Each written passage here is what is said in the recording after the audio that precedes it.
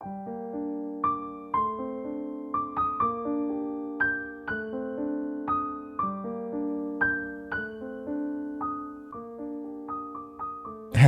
and welcome to Bitesized Audio on YouTube.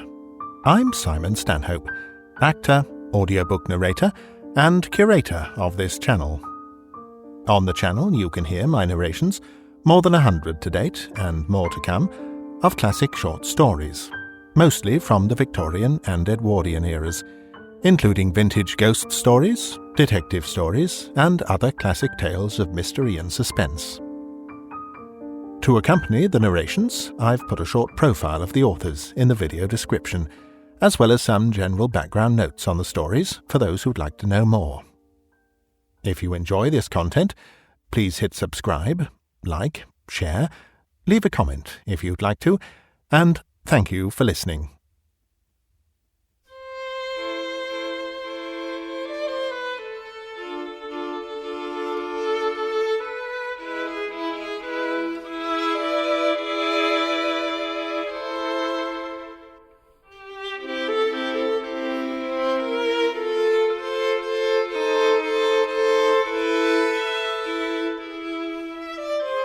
The Adventure of the Solitary Cyclist. From the years 1894 to 1901 inclusive, Mr. Sherlock Holmes was a very busy man. It is safe to say that there was no public case of any difficulty in which he was not consulted during those 8 years, and there were hundreds of private cases, some of them of the most intricate and extraordinary character, in which he played a prominent part. Many startling successes and a few unavoidable failures were the outcome of this long period of continuous work.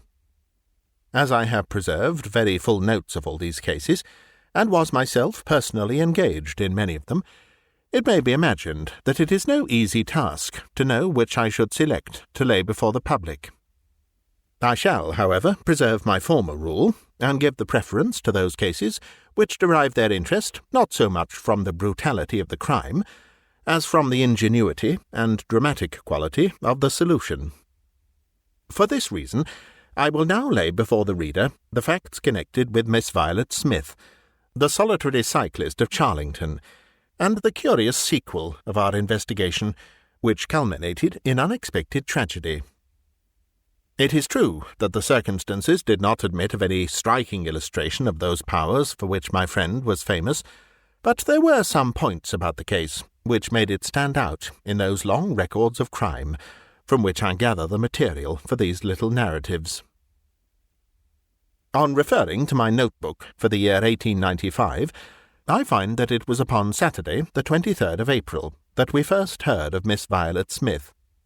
Her visit was, I remember, extremely unwelcome to Holmes, for he was immersed, at the moment, in a very abstruse and complicated problem concerning the peculiar persecution to which John Vincent Harden, the well-known tobacco millionaire, had been subjected. My friend, who loved above all things precision and concentration of thought, resented anything which distracted his attention from the matter in hand. And yet, without a harshness which was foreign to his nature, it was impossible to refuse to listen to the story of the young and beautiful woman, tall, graceful, and queenly, who presented herself at Baker Street late in the evening and implored his assistance and advice. It was vain to urge that his time was already fully occupied, for the young lady had come with the determination to tell her story, and it was evident that nothing short of force could get her out of the room until she had done so. With a resigned air and a somewhat weary smile, Holmes begged the beautiful intruder to take a seat, and to inform us what it was that was troubling her. "At least it cannot be your health," said he, as his keen eyes darted over her. "So ardent a bicyclist must be full of energy." She glanced down in surprise at her own feet, and I observed the slight roughening of the side of the sole caused by the friction of the edge of the pedal. "Yes, I bicycle a good deal, Mr. Holmes, and that has something to do with my visit to you today."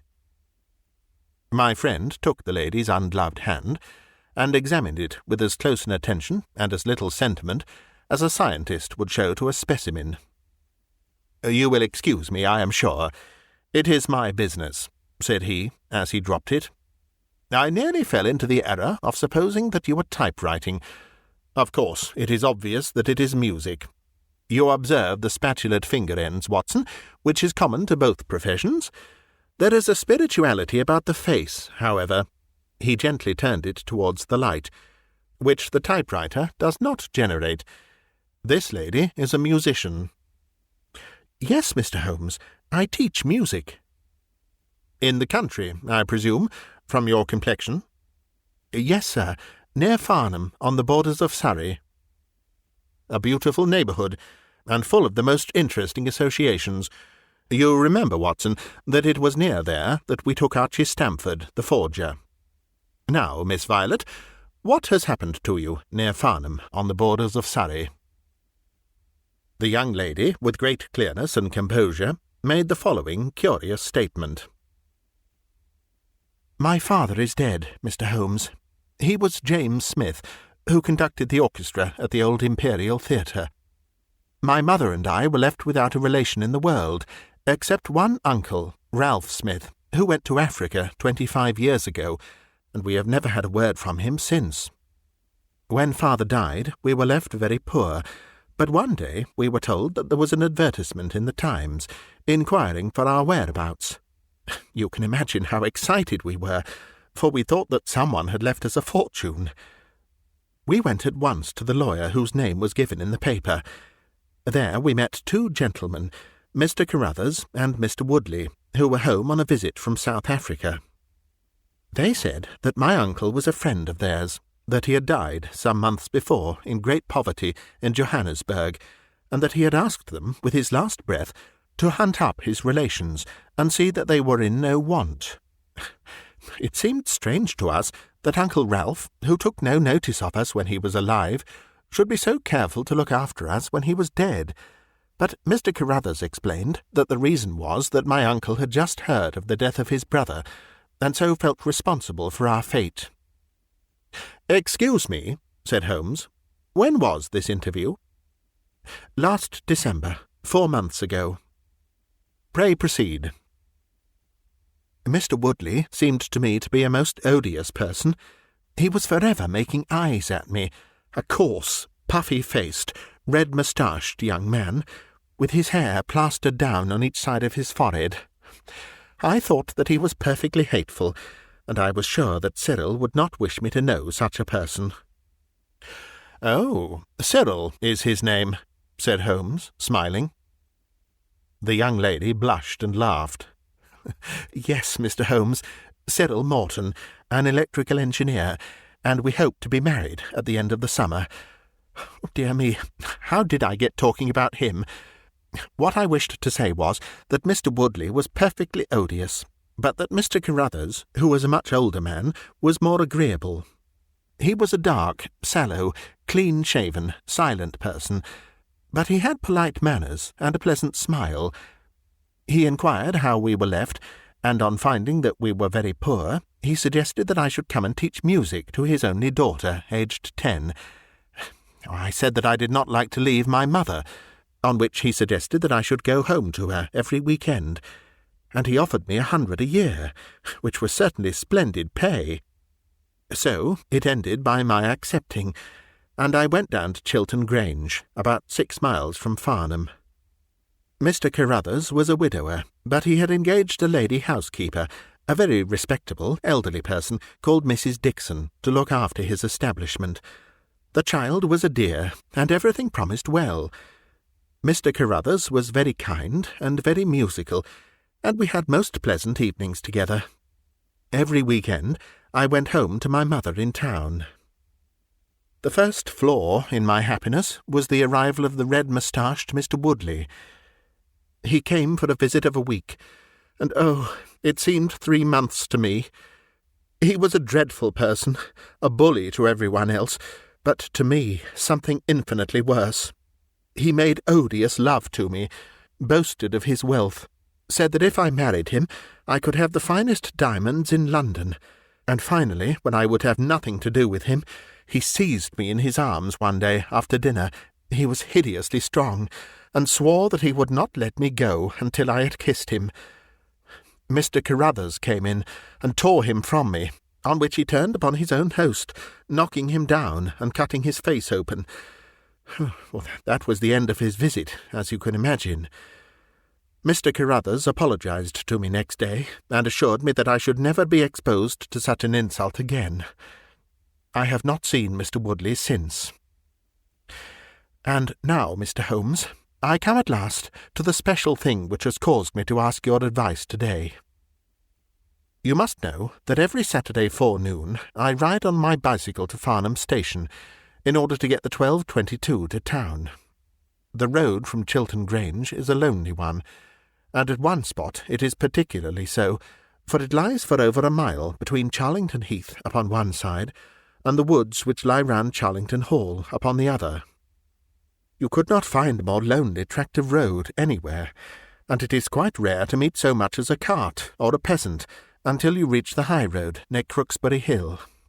2 weeks ago I was passing this place when I chanced to look back over my shoulder, and about 200 yards behind me I saw a man, also on a bicycle. He seemed to be middle-aged, with a short, dark beard. I looked back before I reached Farnham, but the man was gone, so I thought no more about it. But you can imagine how surprised I was, Mr. Holmes, when on my return on the Monday I saw the same man on the same stretch of road. My astonishment was increased when the incident occurred again, exactly as before, on the following Saturday and Monday. He always kept his distance, and did not molest me in any way, but still it certainly was very odd. I mentioned it to Mr. Carruthers, who seemed interested in what I said, and told me that he had ordered a horse and trap, so that in future I should not pass over these lonely roads without some companion. The horse and trap were to have come this week, but for some reason they were not delivered, and again I had to cycle to the station. That was this morning. You can think that I looked out when I came to Charlington Heath, and there, sure enough, was the man, exactly as he had been the 2 weeks before. He always kept so far from me that I could not clearly see his face, but it was certainly someone whom I did not know. He was dressed in a dark suit with a cloth cap. The only thing about his face that I could clearly see was his dark beard. Today I was not alarmed, but I was filled with curiosity, and I determined to find out who he was and what he wanted. I slowed down my machine, but he slowed down his. Then I stopped altogether, but he stopped also. Then I laid a trap for him. There is a sharp turning of the road, and I pedalled very quickly round this, and then I stopped and waited. I expected him to shoot round and pass me before he could stop, but he never appeared. Then I went back and looked round the corner. I could see a mile of road, but he was not on it. To make it the more extraordinary, there was no side road at this point down which he could have gone. Holmes chuckled and rubbed his hands. "This case certainly presents some features of its own," said he. "How much time elapsed between your turning the corner and your discovery that the road was clear?" 2 or 3 minutes. "Then he could not have retreated down the road. And you say that there are no side roads?" "None." "Then he certainly took a footpath on one side or the other." "It could not have been on the side of the heath, or I should have seen him." "So, by the process of exclusion, we arrive at the fact that he made his way toward Charlington Hall, which, as I understand, is situated in its own grounds on one side of the road. Anything else?" "Nothing, Mr. Holmes, save that I was so perplexed that I felt I should not be happy until I had seen you and had your advice." Holmes sat in silence for some little time. "Where is the gentleman to whom you are engaged?" he asked at last. "He is in the Midland Electrical Company at Coventry." "He would not pay you a surprise visit?" "Oh, Mr. Holmes, as if I should not know him." "Have you had any other admirers?" "Several, before I knew Cyril." "And since?" There was this dreadful man Woodley, if you can call him an admirer." "No one else?" Our fair client seemed a little confused. "Who was he?" asked Holmes. "Oh, it may be a mere fancy of mine, but it had seemed to me sometimes that my employer, Mr. Carruthers, takes a great deal of interest in me. We are thrown rather together. I play his accompaniments in the evening. He has never said anything. He is a perfect gentleman, but a girl always knows." "Ha!" Holmes looked grave. "What does he do for a living?" "He is a rich man." "No carriages or horses?" "Well, at least he is fairly well-to-do. But he goes into the city 2 or 3 times a week. He is deeply interested in South African gold shares." "You will let me know any fresh development, Miss Smith. I am very busy just now, but I will find time to make some inquiries into your case. In the meantime, take no step without letting me know. Good-bye, and I trust that we shall have nothing but good news from you." "It is part of the settled order of nature that such a girl should have followers," said Holmes, as he pulled at his meditative pipe. "But for choice, not on bicycles, in lonely country roads. Some secretive lover, beyond all doubt. But there are curious and suggestive details about the case, Watson." "That he should appear only at that point?" "Exactly. Our first effort must be to find out who are the tenants of Charlington Hall. Then again, how about the connection between Carruthers and Woodley, since they appear to be men of such a different type? How came they both to be so keen upon looking up Ralph Smith's relations? One more point. What sort of a menage is it which pays double the market price for a governess, but does not keep a horse, although 6 miles from the station? Odd, Watson, very odd." "You will go down?" "No, my dear fellow, you will go down. This may be some trifling intrigue, and I cannot break my other important research for the sake of it. On Monday you will arrive early at Farnham. You will conceal yourself near Charlington Heath. You will observe these facts for yourself, and act as your own judgment advises. Then, having inquired as to the occupants of the hall, you will come back to me and report. And now, Watson, not another word of the matter until we have a few solid stepping-stones on which we may hope to get across to our solution." We had ascertained from the lady that she went down upon the Monday by the train which leaves Waterloo at 9:50, so I started early, and caught the 9:13. At Farnham Station I had no difficulty in being directed to Charlington Heath. It was impossible to mistake the scene of the young lady's adventure, for the road runs between the open heath on one side and an old yew hedge upon the other, surrounding a park which is studded with magnificent trees. There was a main gateway of lichen-studded stone, each side pillar surmounted by mouldering heraldic emblems. But besides this central carriage drive, I observed several points where there were gaps in the hedge, and paths leading through them. The house was invisible from the road, but the surroundings all spoke of gloom and decay. The heath was covered with golden patches of flowering gorse, gleaming magnificently in the light of the bright spring sunshine. Behind one of these clumps I took up my position, so as to command both the gateway of the hall and a long stretch of the road upon either side. It had been deserted when I left it, but now I saw a cyclist riding down it from the opposite direction to that in which I had come. He was clad in a dark suit, and I saw that he had a black beard. On reaching the end of the Charlington grounds, he sprang from his machine and led it through a gap in the hedge, disappearing from my view. A quarter of an hour passed, and then a second cyclist appeared. This time it was the young lady coming from the station. I saw her look about her as she came to the Charlington hedge.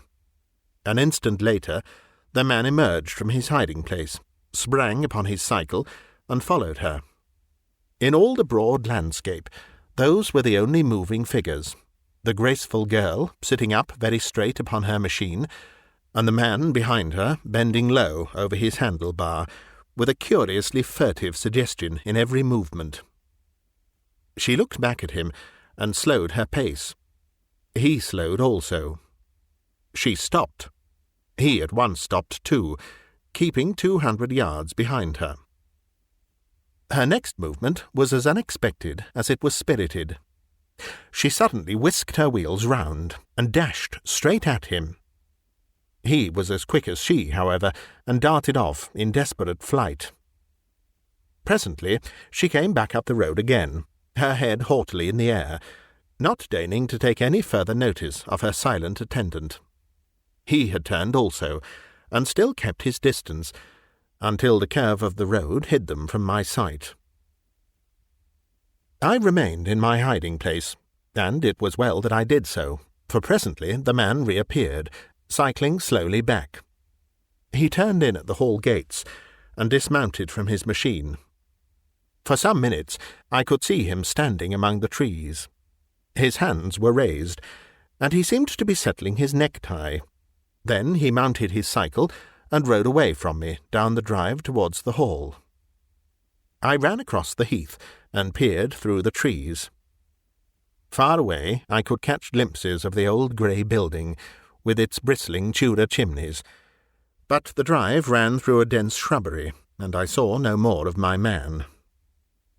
However, it seemed to me that I had done a fairly good morning's work, and I walked back in high spirits to Farnham. The local house-agent could tell me nothing about Charlington Hall, and referred me to a well-known firm in Pall Mall. There I halted on my way home, and met with courtesy from the representative. No, I could not have Charlington Hall for the summer. I was just too late. It had been let about a month ago. Mr. Williamson was the name of the tenant. He was a respectable, elderly gentleman. The polite agent was afraid he could say no more, as the affairs of his clients were not matters which he could discuss. Mr. Sherlock Holmes listened with attention to the long report which I was able to present to him that evening, but it did not elicit that word of curt praise which I had hoped for, and should have valued. On the contrary, his austere face was even more severe than usual, as he commented upon the things that I had done, and the things that I had not. "Your hiding-place, my dear Watson, was very faulty. You should have been behind the hedge. Then you would have had a close view of this interesting person. As it is, you were some hundreds of yards away, and can tell me even less than Miss Smith. She thinks she does not know the man. I am convinced she does. Why, otherwise, should he be so desperately anxious that she should not get so near him as to see his features? You describe him as bending over the handle-bar. Concealment again, you see. You really have done remarkably badly. He returns to the house, and you want to find out who he is. You come to a London house-agent." "What should I have done?" I cried, with some heat. "Gone to the nearest public house. That is the centre of country gossip. They would have told you every name, from the master to the scullery maid. Williamson. It conveys nothing to my mind. If he is an elderly man, he is not this active cyclist who sprints away from that young lady's athletic pursuit. What have we gained by your expedition? The knowledge that the girl's story is true. I never doubted it. That there is a connection between the cyclist and the Hall. I never doubted that either. That the Hall is tenanted by Williamson. Who's the better for that? Well, well, my dear sir, don't look so depressed. We can do little more until next Saturday, and in the meantime I may make 1 or 2 inquiries myself." Next morning we had a note from Miss Smith, recounting shortly and accurately the very incidents which I had seen, but the pith of the letter lay in the postscript. "I am sure that you will respect my confidence, Mr. Holmes, when I tell you that my place here has become difficult, owing to the fact that my employer has proposed marriage to me. I am convinced that his feelings are most deep and most honourable. At the same time, my promise is of course given. He took my refusal very seriously, but also very gently.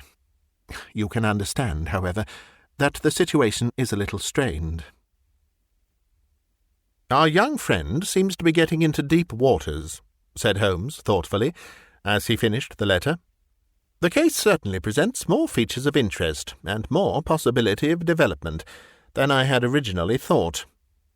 I should be none the worse for a quiet, peaceful day in the country, and I am inclined to run down this afternoon and test one or two theories which I have formed.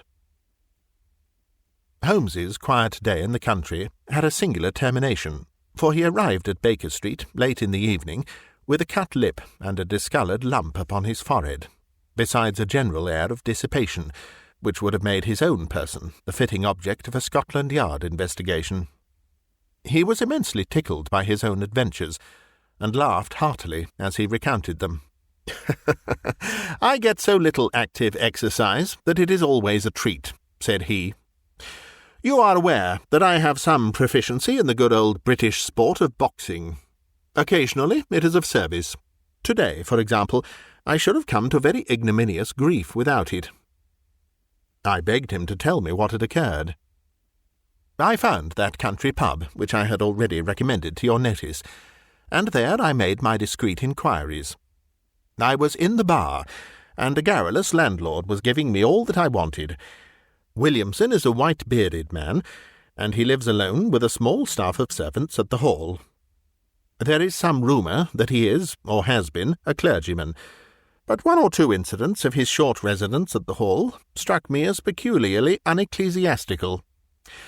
I have already made some inquiries at a clerical agency, and they tell me that there was a man of that name in orders, whose career has been a singularly dark one. The landlord further informed me that there are usually week-end visitors, a warm lot, sir, at the Hall, and especially one gentleman with a red moustache, Mr. Woodley by name, who was always there. We had got as far as this, when who should walk in but the gentleman himself, who had been drinking his beer in the tap-room, and had heard the whole conversation. Who was I? What did I want? What did I mean by asking questions? He had a fine flow of language, and his adjectives were very vigorous. He ended a string of abuse by a vicious backhander, which I failed to entirely avoid. The next few minutes were delicious. It was a straight left against a slogging ruffian. I emerged as you see me. Mr. Woodley went home in a cart. So ended my country trip, and it must be confessed that, however enjoyable, my day on the Surrey border has not been much more profitable than your own. The Thursday brought us another letter from our client. "You will not be surprised, Mr. Holmes," said she, "to hear that I am leaving Mr. Carruthers' employment. Even the high pay cannot reconcile me to the discomforts of my situation. On Saturday I come up to town, and I do not intend to return. Mr. Carruthers has got a trap, and so the dangers of the lonely road, if there ever were any dangers, are now over. As to the special cause of my leaving, it is not merely the strained situation with Mr. Carruthers, but it is the reappearance of that odious man, Mr. Woodley. He was always hideous, but he looks more awful than ever now, for he appears to have had an accident, and he is much disfigured. I saw him out of the window, but I am glad to say I did not meet him. He had a long talk with Mr. Carruthers, who seemed much excited afterwards. Woodley must be staying in the neighbourhood, for he did not sleep here, and yet I caught a glimpse of him again this morning, slinking about in the shrubbery. I would sooner have a savage wild animal loose about the place. I loathe and fear him more than I can say. How can Mr. Carruthers endure such a creature for a moment? However, all my troubles will be over on Saturday." "So I trust, Watson, so I trust," said Holmes gravely. "There is some deep intrigue going on round that little woman, and it is our duty to see that no one molests her upon that last journey. I think, Watson, that we must spare time to run down together on Saturday morning and make sure that this curious and inconclusive investigation has no untoward ending." I confess that I had not, up to now, taken a very serious view of the case, which had seemed to me rather grotesque and bizarre than dangerous. That a man should lie in wait for and follow a very handsome woman is no unheard-of thing, and if he had so little audacity that he not only dared not address her, but even fled from her approach, he was not a very formidable assailant. The ruffian Woodley was a very different person, but, except on one occasion, he had not molested our client, and now he visited the house of Carruthers without intruding upon her presence. The man on the bicycle was doubtless a member of those week-end parties at the Hall, of which the publican had spoken, but who he was, or what he wanted, was as obscure as ever. It was the severity of Holmes's manner, and the fact that he slipped a revolver into his pocket before leaving our rooms, which impressed me with the feeling that tragedy might prove to lurk behind this curious train of events. A rainy night had been followed by a glorious morning, and the heath-covered countryside, with the glowing clumps of flowering gorse, seemed all the more beautiful to eyes which were weary of the duns and drabs and slate-greys of London. Holmes and I walked along the broad sandy road, inhaling the fresh morning air, and rejoicing in the music of the birds and the fresh breath of the spring. From a rise of the road on the shoulder of Crooksbury Hill, we could see the grim hall bristling out from amidst the ancient oaks, which, old as they were still younger than the building which they surrounded. Holmes pointed down the long tract of road, which wound, a reddish-yellow band, between the brown of the heath and the budding green of the woods. Far away, a black dot, we could see a vehicle moving in our direction. Holmes gave an exclamation of impatience. "I had given a margin of half an hour," said he. "If that is her trap, she must be making for the earlier train. I fear, Watson, that she will be past Charlington before we can possibly meet her." From the instant that we passed the rise, we could no longer see the vehicle, but we hastened onwards at such a pace that my sedentary life began to tell upon me, and I was compelled to fall behind. Holmes, however, was always in training, for he had inexhaustible stores of nervous energy upon which to draw. His springy step never slowed, until suddenly, when he was 100 yards in front of me, he halted, and I saw him throw up his hand with a gesture of grief and despair. At the same instant, an empty dog-cart, the horse cantering, the reins trailing, appeared round the curve of the road and rattled swiftly towards us. "Too late, Watson, too late!" cried Holmes, as I ran panting to his side. "Fool that I was not to allow for that earlier train!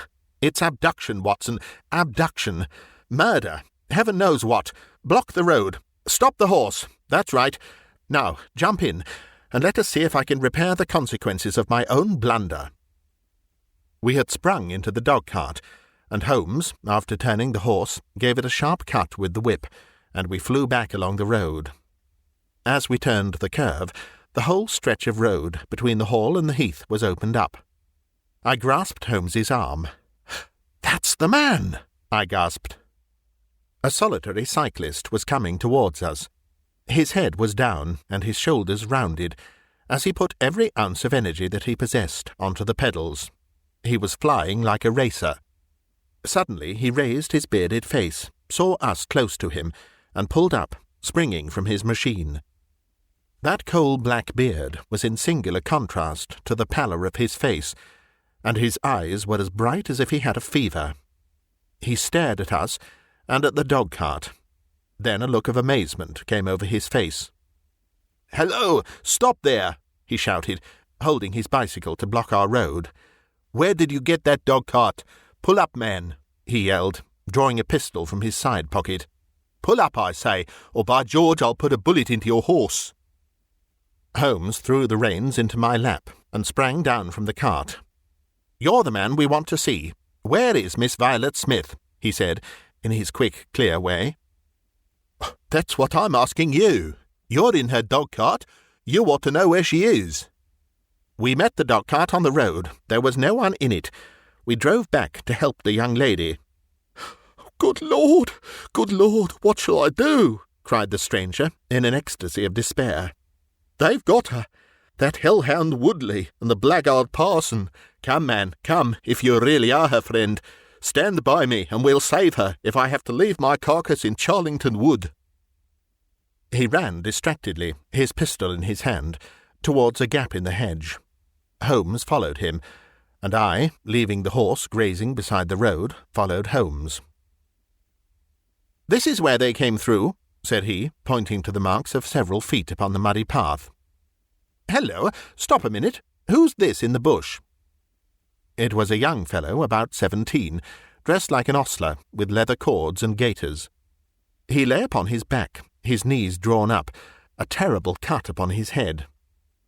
He was insensible, but alive. A glance at his wound told me that it had not penetrated the bone. "That's Peter, the groom," cried the stranger. "He drove her. The beasts have pulled him off and clubbed him. Let him lie. We can't do him any good, but we may save her from the worst fate that can befall a woman." We ran frantically down the path, which wound among the trees. We had reached the shrubbery which surrounded the house when Holmes pulled up. "They didn't go to the house. Here are their marks on the left, here, beside the laurel bushes." "Ah, I said so." As he spoke, a woman's shrill scream, a scream which vibrated with a frenzy of horror, burst from the thick green clump of bushes in front of us. It ended suddenly on its highest note with a choke and a gurgle. This way! They are in the bowling alley!" cried the stranger, darting through the bushes. "Ah, the cowardly dogs! Follow me, gentlemen! Too late, by the living jingo!" We had broken suddenly into a lovely glade of greensward, surrounded by ancient trees. On the farther side of it, under the shadow of a mighty oak, there stood a singular group of 3 people. One was a woman, our client, drooping and faint, a handkerchief round her mouth. Opposite her stood a brutal, heavy-faced, red-moustached young man, his gaitered legs parted wide, one arm akimbo, the other waving a riding crop, his whole attitude suggestive of triumphant bravado. Between them, an elderly, grey-bearded man, wearing a short surplice over a light tweed suit, had evidently just completed the wedding service, for he pocketed his prayer-book as we appeared, and slapped the sinister bridegroom upon the back in jovial congratulation. "They're married!" I gasped. "Come on!" cried our guide. "Come on!" He rushed across the glade, Holmes and I at his heels.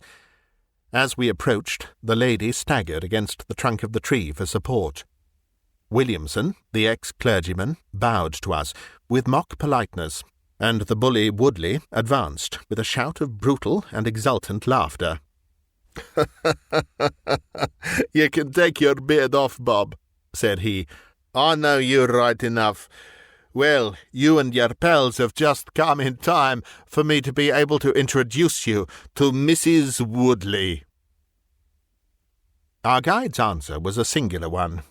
He snatched off the dark beard which had disguised him, and threw it on the ground, disclosing a long, sallow, clean-shaven face below it. Then he raised his revolver and covered the young ruffian, who was advancing upon him with his dangerous riding-crop swinging in his hand. "Yes," said our ally, "I am Bob Carruthers, and I'll see this woman righted if I have to swing for it. I told you what I'd do if you molested her, and by the Lord, I'll be as good as my word." "You're too late. She's my wife." "No, she's your widow." His revolver cracked, and I saw the blood spurt from the front of Woodley's waistcoat. He spun round with a scream and fell upon his back, his hideous red face turning suddenly to a dreadful mottled pallor. The old man, still clad in his surplice, burst into such a string of foul oaths as I have never heard, and pulled out a revolver of his own. But before he could raise it, he was looking down the barrel of Holmes's weapon. "Enough of this," said my friend coldly. "Drop that pistol. Watson, pick it up. Hold it to his head. Thank you. You, Carruthers, give me that revolver. We'll have no more violence. Come, hand it over." "Who are you, then?" "My name is Sherlock Holmes." Good Lord! You have heard of me, I see. I will represent the official police until their arrival. Here, you!" he shouted to a frightened groom who had appeared at the edge of the glade. "Come here. Take this note, as hard as you can ride, to Farnham." He scribbled a few words upon a leaf from his notebook. "Give it to the superintendent at the police station. Until he comes, I must detain you all under my personal custody." The strong, masterful personality of Holmes dominated the tragic scene, and all were equally puppets in his hands. Williamson and Carruthers found themselves carrying the wounded Woodley into the house, and I gave my arm to the frightened girl. The injured man was laid on his bed, and, at Holmes's request, I examined him. I carried my report to where he sat in the old tapestry-hung dining-room, with his 2 prisoners before him. "He will live," said I. "What?" cried Carruthers, springing out of his chair. "I'll go upstairs and finish him first. Do you tell me that that girl, that angel, is to be tied to Roaring Jack Woodley for life?" "You need not concern yourself about that," said Holmes. "There are 2 very good reasons why she should under no circumstances be his wife. In the first place, we are very safe in questioning Mr. Williamson's right to solemnize a marriage." "I have been ordained," cried the old rascal. "And also unfrocked. Once a clergyman, always a clergyman." "I think not. How about the licence?" "We had a licence for the marriage. I have it here, in my pocket." "Then you got it by a trick. But, in any case, a forced marriage is no marriage, but it is a very serious felony, as you will discover before you have finished. You'll have time to think the point out during the next 10 years or so, unless I am mistaken. As to you, Carruthers, you would have done better to keep your pistol in your pocket." "I begin to think so, Mr. Holmes. But when I thought of all the precaution I'd taken to shield this girl, for I loved her, Mr. Holmes, and it is the only time that ever I knew what love was, it fairly drove me mad to think that she was in the power of the greatest brute and bully in South Africa, a man whose name is a holy terror from Kimberley to Johannesburg. Why, Mr. Holmes, you will hardly believe it, but ever since that girl has been in my employment, I never once let her go past this house, where I knew the rascals were lurking, without following her on my bicycle, just to see that she came to no harm. I kept my distance from her, and I wore a beard, so that she should not recognize me, for she is a good and high-spirited girl, and she wouldn't have stayed in my employment long if she had thought that I was following her about the country roads." "Why didn't you tell her of her danger?" "Because then again she would have left me, and I couldn't bear to face that. Even if she couldn't love me, it was a great deal to me just to see her dainty form about the house, and to hear the sound of her voice." "Well," said I, "you call that love, Mr. Carruthers, but I should call it selfishness." "Maybe the 2 things go together. Anyhow, I couldn't let her go. Besides, with this crowd about, it was well that she should have someone near to look after her. Then, when the cable came, I knew they were bound to make a move." "What cable?" Carruthers took a telegram from his pocket. "That's it," said he. It was short and concise. "The old man is dead." Said Holmes. "I think I see how things worked, and I can understand how this message would, as you say, bring them to a head. But while you wait, you might tell me what you can." The old reprobate with the surplice burst into a volley of bad language. "By heaven," said he, "if you squeal on us, Bob Carruthers, I'll serve you as you served Jack Woodley. You can bleat about the girl to your heart's content, for that's your own affair, but if you round on your pals to this plain-clothes copper, it will be the worst day's work that ever you did." "Your reverence need not be excited," said Holmes, lighting a cigarette. "The case is clear enough against you, and all I ask is a few details for my private curiosity. However, If there's any difficulty in your telling me, I'll do the talking, and then you will see how far you have a chance of holding back your secrets. In the first place, 3 of you came from South Africa on this game. You, Williamson, you, Carruthers, and Woodley. Lie number 1, said the old man. I never saw either of them until 2 months ago, and I have never been in Africa in my life, so you can put that in your pipe and smoke it, Mr. Busybody Holmes. What he says is true, said Carruthers. Well, 2 of you came over. His Reverence is our own home-made article. You had known Ralph Smith in South Africa. You had reason to believe he would not live long. You found out that his niece would inherit his fortune. How's that, eh? Carruthers nodded, and Williamson swore. She was next of kin, no doubt, and you were aware that the old fellow would make no will. Couldn't read or write, said Carruthers. So you came over, the 2 of you, and hunted up the girl. The idea was that one of you was to marry her, and the other have a share of the plunder.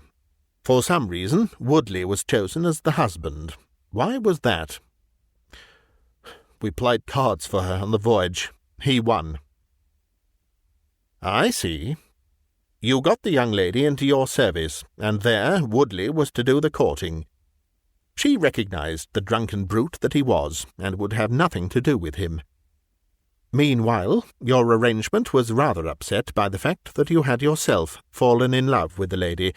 You could no longer bear the idea of this ruffian owning her. No, by George, I couldn't.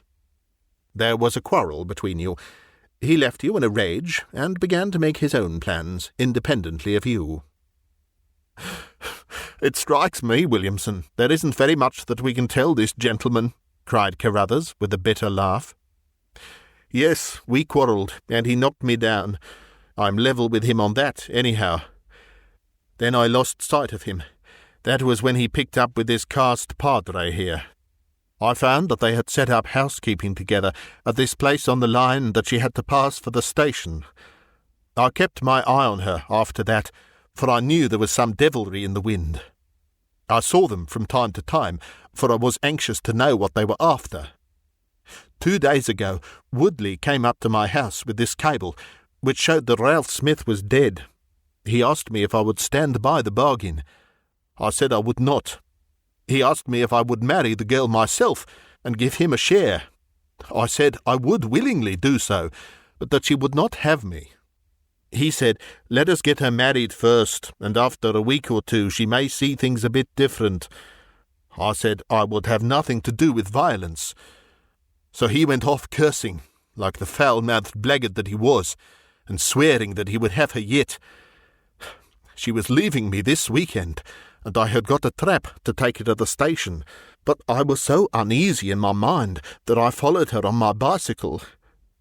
She had got a start, however, and before I could catch her, the mischief was done. The first thing I knew about it was when I saw you 2 gentlemen driving back in her dog-cart. Holmes rose and tossed the end of his cigarette into the grate. I have been very obtuse, Watson, said he. When in your report you said that you had seen the cyclist, as you thought, arrange his necktie in the shrubbery, that alone should have told me all.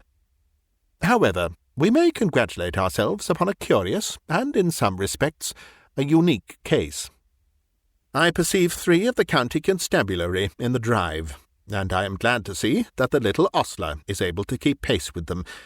So it is likely that neither he nor the interesting bridegroom will be permanently damaged by their morning's adventures. I think, Watson, that in your medical capacity you might wait upon Miss Smith and tell her that if she is sufficiently recovered, we shall be happy to escort her to her mother's home. If she is not quite convalescent, you will find that a hint that we were about to telegraph to a young electrician in the Midlands would probably complete the cure. As to you, Mr. Carruthers, I think that you have done what you could to make amends for your share in an evil plot. There is my card, sir, and if my evidence can be of help to you in your trial, it shall be at your disposal. In the whirl of our incessant activity, It has often been difficult for me, as the reader has probably observed, to round off my narratives and to give those final details which the curious might expect. Each case has been the prelude to another, and the crisis once over, the actors have passed forever out of our busy lives. I find, however, a short note at the end of my manuscript dealing with this case, in which I have put it upon record that Miss Violet Smith did indeed inherit a large fortune, and that she is now the wife of Cyril Morton, the senior partner of Morton and Kennedy, the famous Westminster electricians. Williamson and Woodley were both tried for abduction and assault, the former getting 7 years and the latter 10. Of the fate of Carruthers I have no record, but I am sure that his assault was not viewed very gravely by the court, since Woodley had the reputation of being a most dangerous ruffian, and I think that a few months were sufficient to satisfy the demands of justice.